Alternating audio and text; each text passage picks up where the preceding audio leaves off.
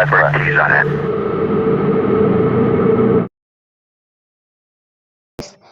இன்னைக்கு ராஜஸ்தானில் இருக்கிற டவுசா மாவட்டத்தில் உள்ள பாலாஜி அப்படின்னு சொல்லக்கூடிய ஆஞ்சநேயர் கோவிலை பார்த்தீங்கன்னா ஃபுல் அண்ட் ஃபுல் பார்க்க போகிறோம்.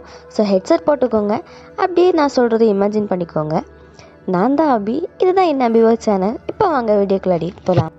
இப்போ இந்த கோவில் இருக்கிற இடம் பார்த்தீங்கன்னா முன்னொரு காலத்தில் காடாக தான் இருந்திருக்கு. அதுக்கப்புறமா தான் அந்த இடத்துல பாலாஜி அப்படின்னு சொல்லக்கூடிய ஆஞ்சநேயர் கோவிலில் கட்டியிருக்காங்க. இந்த கோவில் பார்த்திங்கன்னா இதனால் ரொம்ப ரொம்ப ஃபேமஸ். அப்படின்னா யாருக்காச்சும் மன கஷ்டமாக இருக்கட்டும், இல்லைன்னா மனக்குழப்பம், அவங்கள ஏதாச்சும் துர் ஆத்மா பிடிச்சிருந்தா அப்படின்னா இந்த கோவிலுக்கு வந்துட்டு போகிறப்போ அவங்களுக்கு எல்லாமே கம்ப்ளீட்டாக க்யூர் ஆகிருக்குன்னு சொல்லியிருக்காங்க. இந்த கோவிலை தெரியாத ஒரு குடும்பம் பார்த்திங்கன்னா ராஜஸ்தான் மாவட்டத்தில் வாழ்ந்துட்டு வந்திருக்காங்க. அவங்களுக்கு பார்த்திங்கன்னா ஒரு பொண்ணு இருந்திருக்கா. அந்த பொண்ணுக்கு 19 வயசு.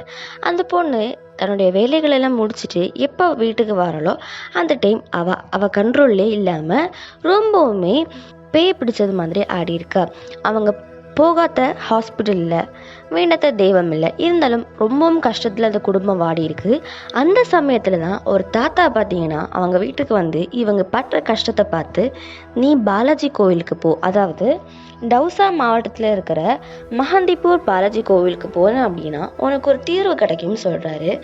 அதனால் அந்த ஃபேமிலியில் இருக்கிற எல்லாருமே அந்த பொண்ணை கூட்டிகிட்டு அந்த கோவிலுக்கு போகிறாங்க. அந்த பொண்ணு அந்த கோவிலில் போன அடுத்த செகண்டே அலற ஆரம்பிக்கிறா.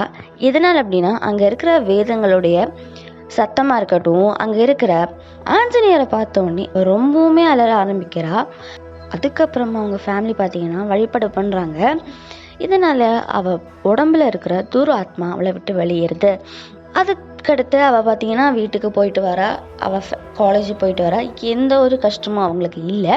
எதனால் அப்படின்னா அவங்க அந்த கோவிலில் போனதுக்கப்புறமா தங்களுடைய ஃபேமிலி நேரம் இருந்ததை விடையும் ரொம்பவுமே மன சமாதானமாக இருக்கும் அப்படின்னு சொல்லியிருக்காங்க.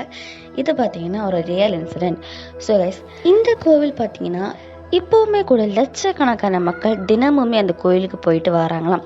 அங்கே பார்த்தீங்கன்னா நிறைய பேருக்கு தீர்க்கப்படாத விஷயங்கள் பார்த்தீங்கன்னா, அதாவது தீர்க்கப்படாத கஷ்டமாக இருக்கட்டும், மன சமாதானமாக இருக்கட்டும், இதெல்லாம் பார்த்தீங்கன்னா இந்த கோயிலுக்கு போயிட்டு வரப்போ ரொம்பவே ரிலாக்ஸாக தான் ஃபீல் பண்ணியிருக்காங்க. ஸோ கைஸ், இந்த கோவிலை பற்றி நீங்கள் என்ன நினைக்கிறீங்கன்னு மறக்காமல் கமெண்ட் பண்ணுங்கள். நெக்ஸ்ட் இந்த மாதிரி வீடியோ வேணும்னு சொல்லுங்கள். நான் தான் அபி, இதுதான் என்ன அபிவோ சேனல். நெக்ஸ்ட் வீக்கில் சந்திக்கலாம். தேங்க்யூ.